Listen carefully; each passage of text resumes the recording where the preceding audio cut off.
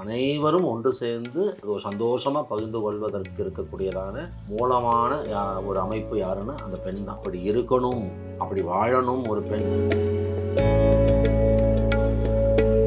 ஈஸ்வரனும் ஈஸ்வரியும் அமர்ந்திருக்கும் பொழுது அம்பாளுக்கு ஒரு சின்ன சந்தேகம் வருது. சாமி, இந்த மாதிரி நீங்கள் பரமேஸ்வரன் முக்கண்ணன், எங்கள் அண்ணன் நாராயணன், நீங்கள் 2 பேரும் ஒன்று தானா? பூவுலகில் பிறந்து மானிட பிறப்பெடுத்து அங்கே இரு, என்னை நோக்கி தவத்திலும் இரு, காலம் வரும்போது உனக்கு தக்க பதில் கிடைக்கும்னு சொல்லிட்டு என்ன அம்பாள் கீழே இறங்கி வந்தாங்க. வேதத்தில் ஈசனுக்கு இன்பசக்தி, புருஷ சக்தி, போர் சக்தி அந்த மாதிரிலாம் சொல்லி வருவாங்க. ஈசனுடைய சக்தியாக இருக்கக்கூடிய அந்த புருஷ சக்தி, அதாவது உத்தமமான புருஷனம், புருஷ உத்தமன், புருஷோத்தமன். ஆலயத்திற்குள் நுழைந்தால் கூட நீங்கள் 3 சன்னதிகள் பார்க்கலாம். ஒரு சன்னதியில லிங்க வடிவிலே ஈஸ்வரன் சங்கரலிங்கம், இன்னொரு சன்னதியிலே நான் ஈஸ்வரன் பாதியாகவும் நாராயணன் பாதியாகவும் சங்கர நாராயணன், 3வது சன்னதியிலே தாய் கோமதி நின்ற கோலத்தில் இருக்கிறார்.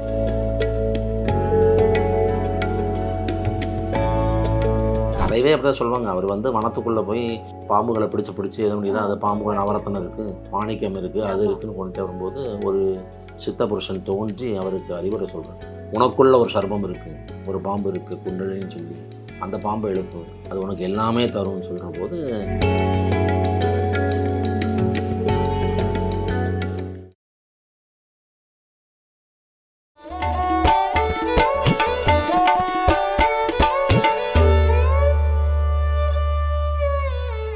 நேயர்களுக்கு அன்பு வணக்கம். பண்டிகைகள்ல நம்ம எந்த பண்டிகை ஒரு குடும்பத்தினுடைய முழு சந்தோஷத்தை பத்தி சொல்லக்கூடிய பண்டிகை, இதுல நம்ம என்ன மாதிரி வேண்டுதல் வைக்கணும்னு நமக்கு ஒரு தொகுப்பு கொடுக்கறதுக்காக ஜோதிடர் பிருகுநந்தி நாடி திரு பிருகு பிரபாகரன் ஐயா நம்ம கூட இணைஞ்சிருக்காங்க. ஐயா வணக்கம்.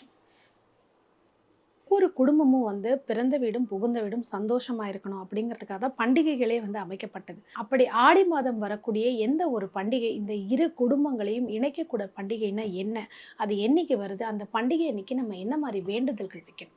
உலகெங்கிலும் இருக்கும் ஜோதிட அன்பர்கள், நட்புகள், நலம் விரும்பிகள் அனைவருக்கும் எனது நன்றி கலந்த நமஸ்காரங்களை தெரிவித்துக் கொள்கிறேன். பேசிக்காக ஒரு பெண் பிறந்து வளர்ந்து ஆளாகி நல்ல ஒரு மணவாளனை பெற்றோர் தேர்ந்தெடுத்து திருமணம் செய்து புகுந்த வீட்டுக்கு அனுப்பி வைக்கிறாங்க. இந்த இடத்துல அந்த புகுந்த வீடு, பிறந்த வீடு, இந்த 2த்துக்கும் இடையில ஒரு பாலமாக இருந்து செயல்படக்கூடியவள் பெண். இவ என்ன செய்யணும் இந்த பெண் அப்படின்னா, எந்த அளவுக்கு அந்த புகுந்த வீட்டில் நல்ல ஒரு குணவதியாக இருந்து நல்ல பெயர் எடுத்து வர்றாலோ அந்த அளவுக்கு இவளுடைய பிறந்த வீட்டிற்கு கனம் ஏறும். இதுதான் இயற்கை, இதுதான் உண்மை. அந்த தன்மையில் இவள் எந்த சூழலிலும் புகுந்த வீட்டையும் விட்டுறக்கூடாது, பிறந்த வீட்டு பெருமையையும் கண்டிப்பாக காப்பாற்றி ஆகும். அவளுக்கு நிறைய பொறுப்பு உண்டு. பெண்ணாக பிறந்தவளுக்கு திருமணமாகி அந்த புகுந்த வீடு போகிறா பார்த்தீங்களா, அந்த பெண்ணுக்கு நிறைய பொறுப்பு உண்டு. ரெஸ்பான்சிபிள் லேடியாக அந்த பொண்ணு இருக்கணும், இருந்து அதை பண்ணணும். அந்த தன்மையில் இவ்வாறு அந்த பெண்ணாக பிறந்தவள் பிறந்து வளர்ந்து ஆளாகி புகுந்த வீடு போகிற போது எப்படி இருக்கணும், அந்த 2 வீடுகளையும், புகுந்த வீடு பிறந்த வீடு 2 வீடுகளையும் ஒன்றாக இவை இணைத்து பாலமாக இருந்து தன் வாழ்நாள் முழுக்க அந்த சொந்த பந்தங்கள், உறவுகள், நட்புகள், இவங்க வீட்டில் நடக்கக்கூடியதான விசேஷங்கள், பிறந்த வீட்டில் நடக்கும் வைபவங்கள் எல்லாத்திலையும் அனைவரும் ஒன்று சேர்ந்து அது ஒரு சந்தோஷமாக பகிர்ந்து கொள்வதற்கு இருக்கக்கூடியதான மூலமான ஒரு அமைப்பு யாருன்னா அந்த பெண் தான். அப்படி இருக்கணும், அப்படி வாழணும் ஒரு பெண் அப்படிங்கிற தத்துவத்தை இந்த பூவுலகிற்கு உணர்த்தணும். நமக்கு ஒரு பண்டிகை இருக்குது, அது என்னன்னு சொல்லி பார்க்கும்போது கைலையில் ஈஸ்வரனும் ஈஸ்வரியும் அமர்ந்திருக்கும் பொழுது அம்பாளுக்கு ஒரு சின்ன சந்தேகம் வருது. சாமி, இந்த மாதிரி நீங்கள் பரமேஸ்வரன் முக்கண்ணன், எங்கள் அண்ணன் நாராயணன், நீங்கள் 2 பேரும் ஒன்று தானா, இல்லை நீங்கள் 2 பேரும் வெவ்வேறு தத்துவமா அப்படின்னு அந்த அம்மா கேட்குறாங்க.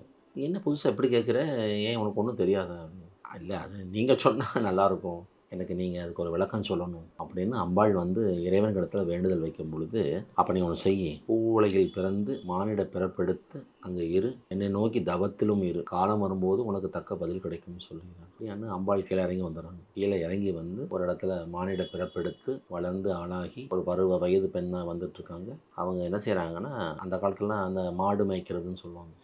நல்ல பசுமாடுகள்லாம் எடுத்துகிட்டு போய் அந்த வனத்துக்குள்ளே மேய்க்கிறது, வர்றது போகிறது, 24 மணி நேரமும் சிவச்சிந்தனை, கிட்டத்தட்ட தவம் சொல்லலாம். அந்த தவத்திலேயே இருந்துட்டு இருக்காங்க. ஏன்னா ஒரு இடத்துல அவங்க தன்னை உணர்ந்துடுறாங்க, தான் யாரு, நான் வந்து பராசக்தி, சாட்சாத் ஈஸ்வரி. ஒரு அவதார நோக்கம்ங்கிற கணக்கில் கீழே இறங்கி இருக்கிறோம், ஒரு கேள்விக்கு விடை கிடைக்கணுங்கிறதுக்காக. அப்போ ஐயா என்ன சொன்னார், நீ பூவுலகம் சென்றாலும் என்னை நோக்கி தவத்தில் இரு, நிச்சயம் உனக்கு இதற்கு ஒரு பதில் கிடைக்கும்னு சொல்லிட்டு போயிருக்காரு. எப்போ கிடைக்கும்? நிச்சயமாக அப்போ காலம் அந்த நேரம். அம்மா மானிட உருவெடுத்து மானிடர்களோடு வாழ்ந்து வந்தாலும் அவங்களுக்கு சதா சர்வகாலமும் சிந்தனை முழுக்க சிவம், சிவமே சிவமே சிவமே சிவமேன்னு அவங்க தவத்தில் இருக்கிறாங்க. ஆடி மாசத்துல ஒரு நாள் அந்த தவம் பலிக்குது. ஈஸ்வரன், அந்த பரமேஸ்வரன் தன்னை பாதியாகவும் ஸ்ரீமன் நாராயணனை பாதியாகவும் கொண்டு சங்கர நாராயணனாக காட்சி தர்றார். ம். நான் வேற இல்லை, நாராயணன் வேற இல்லை. வேதத்தில் வந்து ஈசனுக்கு வந்து இன்பசக்தி, புருஷசக்தி, போர் சக்தி அந்த மாதிரிலாம் சொல்லி வருவாங்க. இன்ப சக்தியாக இருப்பவள் வாழ்க்கை துணையாக வந்திருக்கும் பராசக்தி, போர் சக்தியாக வந்திருப்பவள் துர்கா பரமேஸ்வரி மகிஷாசுர மர்தினி, புருஷ சக்தி மகாவிஷ்ணு. ஈசனுடைய சக்தியாக இருக்கக்கூடிய அந்த புருஷ சக்தி, அவன் வந்து புருஷன், புருஷன்னா ஆண்மகன். ம். அதில் உத்தமமான புருஷனாமா. புருஷன்லேயே அப்படி ஒரு உத்தமமான புருஷனை பார்த்ததில்லை அப்படிங்கிறாங்க. உத்தமமான புருஷன், புருஷ உத்தமன், புருஷோத்தமன். ஸ்ரீமன் நாராயணனுடைய 1000 திருநாமங்களிலே ஒரு அற்புத திருநாமம் புருஷோத்தமன், ரொம்ப விசேஷமான உத்தமன். அந்த ஆணாக இருக்கும் அந்த ஸ்ரீமன் நாராயணன் ஈசனுக்கு வந்து புருஷ சக்தியாக இருக்கிறார். அப்போ நான் வேற இல்லை, ஸ்ரீமன் நாராயணன் வேற இல்லை, உனக்கு எப்படி இந்த ஒரு டவுட்டு, இப்படி ஒரு சந்தேகம்? அந்த சந்தேகத்தை தெளிவு செய்கிறேன், நீ பூவுலகுக்கு சென்று என்னை குறித்து தவம் இருன்னு சொல்லி அனுப்பினார் இல்லையா? ஆமாம். அந்த அம்மா ஒரு இடத்த தேர்ந்தெடுத்து அந்த வனத்தில் பசுமாடுகள் வளர்ப்பதாக பாவனை செய்து கொண்டு, நமக்கு வந்து நம்ம என்ன ஜென்மம், நம்ம எப்படி வந்தோம், எங்கேருந்து வந்தோம், நம்ம நோக்கம் என்ன நமக்கு தெரியாது, நம்ம அன்றாட வாழ்க்கை போயிட்டுருக்கோம். தாய்க்கு தெரியும் தான் யார் என்று சொல்லி. அப்போ அந்த அம்மா என்ன செய்கிறா, அங்கே இருந்தாகணும், அங்கே வாழ்ந்தாகணும், அதற்காக ஒரு பாவனை, அந்த பசுக்களை மேய்ப்பது போல் ஒரு பாவனை செய்து இருந்து அந்த சிவச்சிந்தனையிலேயே தவத்தில் இருக்கும்போது அந்த தவம் பழித்து ஈசன் தான் பாதியாகவும் ஸ்ரீமன் நாராயணனை பாதியாகவும் கொண்டு சங்கரனாயும் நாராயணனாயும் அவர் என்ன செய்யறாரு, காட்சி கொடுக்குறார். சங்கர நாராயணன் கோமதி அம்மன் கோவில்ல தனி கோமதி. சிலையே இருக்கும். அதுதான் அது இந்த நிகழ்வு நிகழ்ந்த இடமே எங்கள் சங்கரன் கோவில் தான். ம். அப்போ இந்த அம்மாவுக்கு அந்த தவக்காட்சியை வந்து விழாவாகவே கொண்டாடுவாங்க. ஆடி மாதத்து தவசு, ஆடி தவசுனா அவ்வளவு விசேஷம். கிட்டத்தட்ட தென் தமிழக மக்கள் அத்தனை பேரும் அங்கே இருப்பாங்க. இங்கேருந்து போகிறவங்க கொஞ்சம் ரேராக போகிறாங்க. ஆனால் தென் தமிழகம் கோவில்பட்டி, சங்கரன் கோயில், விருதுநகர், தூத்துக்குடி, திருநெல்வேலி இத்தனை பேரும் பார்த்திங்கன்னா இந்த ஆடி தபசு தேரோட்டம் நடக்கும். இவ்வளோ பெரிய விழாவாக, பிரம்மாண்டமான விழாவாக எடுத்து கொண்டாடுவாங்க. ஆலயத்திற்குள் நுழைந்தால் கூட நீங்கள் 3 சன்னதிகள் பார்க்கலாம். ஒரு சன்னதியில் லிங்க வடிவிலே ஈஸ்வரன் சங்கரலிங்கம், இன்னொரு சன்னதியிலே தான் ஈஸ்வரன் பாதியாகவும் நாராயணன் பாதியாகவும் சங்கர நாராயணன், 3வது சன்னதியிலே தாய் கோமதி நின்ற கோலத்தில் இருக்கிறான். அது என்ன சொல்கிறாங்க, அந்த தவத்து லெவலில் இருந்ததுனால மூலாதாரத்து குண்டலி சக்தியை எழுப்பி ஆக்னையில் நிறுத்தினாலாமா, ஆக்ஞா சக்கரத்தில் கொண்டு. அப்போ யோகம், தவம், குண்டலினி இந்த மாதிரி பேசுகிறவங்க தன்னை அன்னை கோமதியோடு தொடர்புபடுத்தி கொள்ள வேண்டும். அவங்களுக்கு இவர் ரொம்ப உதவுவாராம். எல்லா தேவதைகளுக்கும் எல்லா சக்தியும் இருக்குது, நான் இல்லைன்னு சொல்லலை. ஒவ்வொன்றுக்கும் ஒரு ஸ்பெஷல் டிபார்ட்மெண்ட் இருக்கும் இல்லையா? அந்த மாதிரி பார்க்கும் பொழுது யோகம், தவம், தியானம், குண்டலினி, மூலாதாரம், இன்னும் சொல்ல போனால் மூச்சு பயிற்சி, இந்த மாதிரி சப்ஜெக்டு நான் இதில் ஜெயிக்கணும், நான் இதில் ஒரு உயர்ந்த நிலைக்கு வரணும் அப்படின்னா நீங்கள் சரணடைய வேண்டிய ஒரே தாய் கோமதி. அது கூட பாருங்கள், அந்த அம்பாள் சன்னதியில் கருவறைக்கு நேர் முன்னாடி ஒரு சின்ன ஒரு இடத்துல ஒரு வெள்ளியில் வந்து ஒரு தகுடு மாதிரி பதிச்சிருப்பாங்க. அங்கே சின்ன ஒரு துவாரம் இருக்கும். யாராக இருந்தாலும் அந்த வெள்ளி தகுடு, அந்த அமைப்பு, அது மேலே அமர்ந்து அம்பாளை பார்த்து தியானம் பண்ணணும். அது பெர்மிஷன் உண்டு. மேக்ஸிமம் ரொம்ப திருவிழா கூட்டம் அந்த மாதிரி இருக்கும்போது கொஞ்சம் பெர்மிட் பண்ண மாட்டாங்க. இது ஒவ்வொருத்தராக அங்கே அமர்ந்து மினிமம் ஒரு நிமிஷம் அவங்க என்ன பண்ணுவாங்க, தியானம் பண்ணுவாங்க.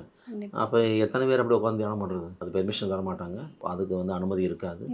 சாதாரண நாள், நீங்கள் சாதாரண நாளில் போனீங்கன்னா அழகாக அந்த இடத்துல போய் அந்த ஒரு வெள்ளியில் ஒரு தகுடு மாதிரி பதிச்சிருப்பாங்க, அது சின்ன ஒரு துவாரம் மாதிரி இருக்கும், அதில் அமர்ந்துக்கலாம், அழகாக அமர்ந்துக்கலாம். அமர்ந்து அம்பாளை பார்த்து தியானம் பண்ணும்பொழுது உங்களுக்குள் இருக்கும் அந்த குண்டலினியும் வெளிப்படுகிறது.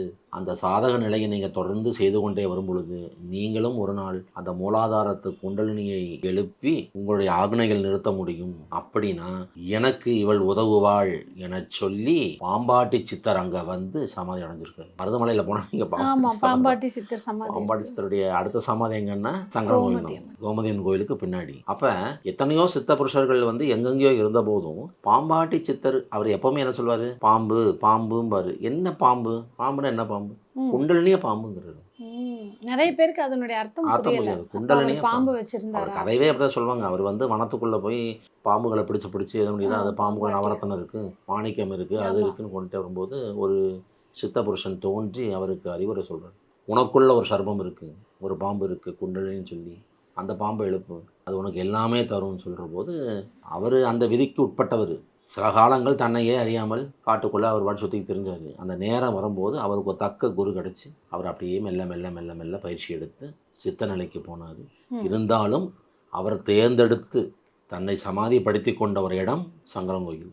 அப்போ அன்பர்கள் யாராக இருந்தாலும் சங்கரங்கோயிலில் போய் இந்த 3 சன்னிதானம், சங்கரலிங்கம், சங்கர நாராயணன், கோமதி தாய் வழிபாடு செய்து முடித்துவிட்டு அங்கே இருக்கவங்களே கேட்கலாம். கோவிலுக்கு பின்னாடி வந்து பாம்பாட்டி சித்தருடைய சமாதி இருக்குன்னு கேட்டால் யாராக இருந்தாலும் சொல்லிடுவாங்க. தவறாமல் அங்கே போய் ஒரு 1/4 மணி நேரம் அமைதியாக அமர்ந்திருந்து அந்த இறைவனை, அந்த சித்த புருஷனை வணங்கி வரும்போது நமக்குள் இருக்கக்கூடிய அஞ்ஞானம் விலகுகிறது. முதல் கருத்து. ஏன்னா குண்டலினி வந்து எப்பொழுது நடைமுறைக்கு வராமல் அமைதியாக இருக்கிறதோ நிச்சயமாக அங்கே அஞ்ஞானம் இருக்கும். குண்டலினி விழிப்படைகிறது, மெல்ல மெல்ல ஒவ்வொரு ஆதாரங்களை கடந்து மேலே வருதுன்னா அவன் உலகை உணர்ந்து விடுவான், உலகில் இருந்து விலகி விடுவான். 2 வார்த்தை சொல்லணும். உலகத்தை உணர்ந்துருவான், உலகத்திலேருந்து விலக ஆரம்பிச்சிருவாங்க. அப்போ ஞானத்தோட உச்சியில் போய் அவங்க ஆக்னாவை தொட்டு சகசராரம் போகிறவங்கலாம் முதல்ல நம்மளோட பேசவே மாட்டாங்க.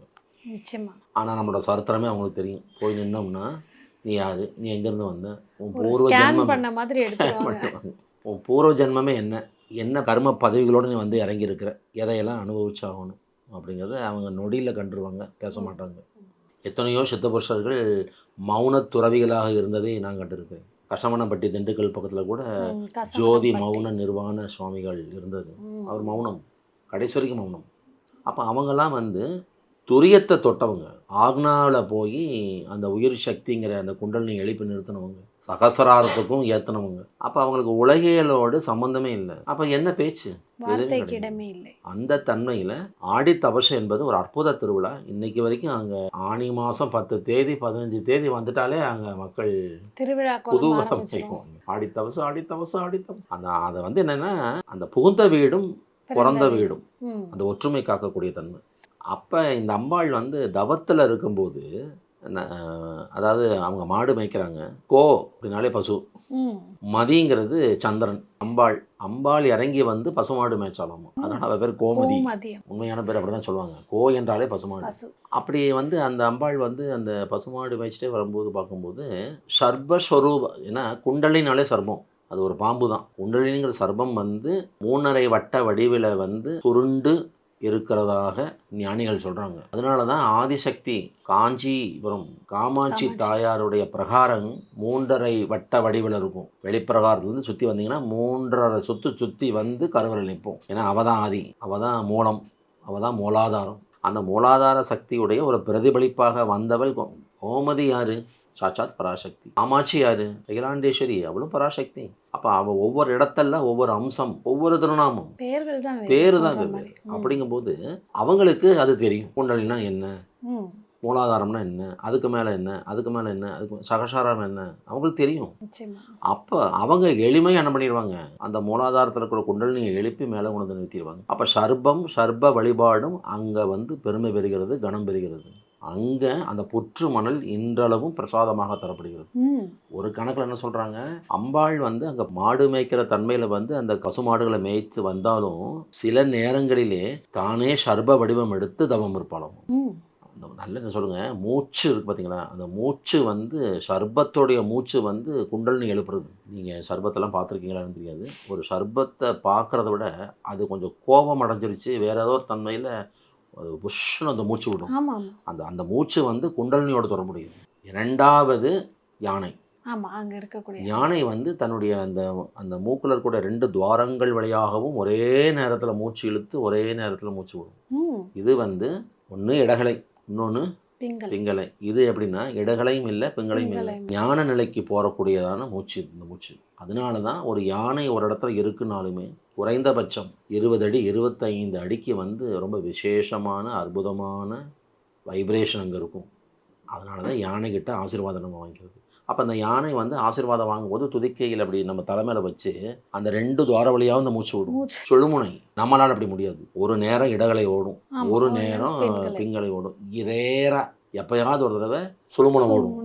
ஆனால் 24 மணி நேரமும் சுழுமுனையிலேயே மூச்சு விடக்கூடிய ஒரே மிருகம் எதுனா யானை. யானை. அப்போ யானையை வந்து ஞானத்தின் வடிவாக கணபதியாக நம்ம கொண்டாடுறோம். நல்ல ஒரு யானை அப்படி நேராக நிற்க வச்சா கூட அந்த 2 காதோட சேர்த்தி அந்த துதிக்கையோடு கீழே வந்தால் ஓம்ங்கிற பிரணவம் தான் தெரியும். அப்போ ஓம்காரம் ஓம்ங்கிற பிரணவம் யாரு? கணபதி. யானையை கணபதிங்கிறோம், விநாயகங்கிறோம். சரிதானே? அப்போ நம்ம இந்து தர்மம் எவ்வளவு Correct ஆ யோசனை தான் பண்ணியிருக்கு, இருக்கு. எவ்வளவு செஞ்சிருக்கு. அப்போ குண்டலினி சக்தியை எழுப்பி தவத்தில் நின்று எனக்கு ஒரு சந்தேகம். சந்தேகத்துக்கு நிவர்த்தி கேட்டேன். எங்கள் ஐயன் என்ன சொல்லிட்டாரு, நீ பூலோகத்துக்கு போ, அங்கே போய் என்னை குறித்து தவம் இரு, உன் தவத்துக்கு உன் வினாவிற்கு தக்க விடை கிடைக்கும்னு சொல்லி அனுப்பிட்டாரு. அப்போ நான் தவத்தில் இருந்து தானே ஆகணும். அவன் தவத்தில் இருக்கிறான். அந்த குண்டலினி சக்தியை எழுப்பி துரியத்தில் நிறுத்துறான். சர்பத்தோட வடிவமாகவும் அவள் இருக்கிறாள் என்பது ஒரு கருத்து உண்டு. அப்போ பாம்பாட்டி சித்திரங்க வராரு. நிச்சயமா. அவர் பாம்பு பிடிச்சிக்கிட்டு தெரிஞ்சாரே தவிர ஒரு காலத்தில் நல்லதொரு குருவால் தடுத்து ஆட்கொள்ளப்பட்டு குண்டலினிங்கிற பாம்பை எழுப்பக்கூடிய முயற்சியில் வந்துட்டார். அப்போ அதில் யார் எக்ஸ்பர்ட்டு?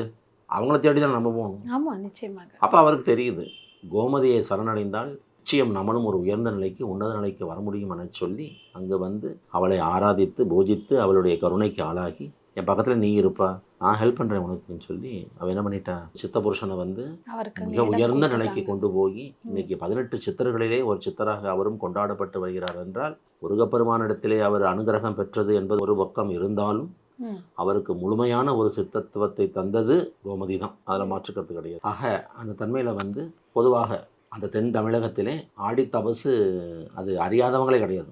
அப்படி ஒரு அற்புதமான திருவிழா நடக்கும். தேரோட்டம், மக்களுடைய பிரார்த்தனைகள், அவங்கெல்லாம் ஒன்று சேர்ந்து அந்த விழாவை கொண்டாடுவது ஒரு ஆனந்தமான தன்மையாக இருக்கும். இதில் அடிப்படையாக சொல்லப்பட்டது என்னவென்றால், பெண்ணாக பிறந்தவள் பிறந்த வீடு புகுந்த வீடு ரெண்டையும் ஒரே அமைப்பில் கொண்டு வரணும்.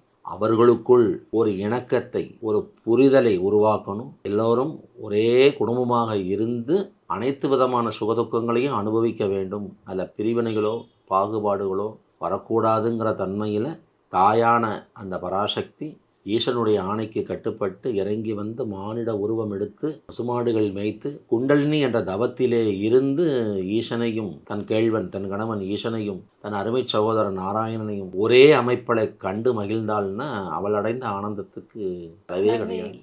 அந்த தன்மையில் என்னை யாரெல்லாம் வந்து சரணடைகிறீர்களோ உங்கள் குடும்பத்திலே பாகுபாடு, பிரச்சனைகள், பிரிவினைகள், மனஸ்தாபங்கள் இல்லாத அளவில் ரொம்ப விசேஷமாக உங்களுடைய வாழ்க்கையை நீங்கள் நடத்தி செல்வதற்கு நான் தனிப்பெரும் கருணை செய்வேன் என்று சொல்லாமல் சொல்லி நின்று அங்கே அருள் சாதிக்கக்கூடிய அந்த அன்னை பராசக்தி, அந்த கோமதி தாயை சும்மாவாச்சும் ஒரு நாள் போய் பார்த்துட்டு வாங்க. ஆடி தவசு அன்னைக்கு தான் போகணும்னு நான் சொல்லலை. நான் எப்போவுமே எங்கேயுமே வந்து பெரிய ரஷ்ஷு, பெரிய கூட்டம் அந்த மாதிரி இருந்தால் அங்கே போங்க நான் சொல்லவே மாட்டேன். 3 டேஸில் போங்க.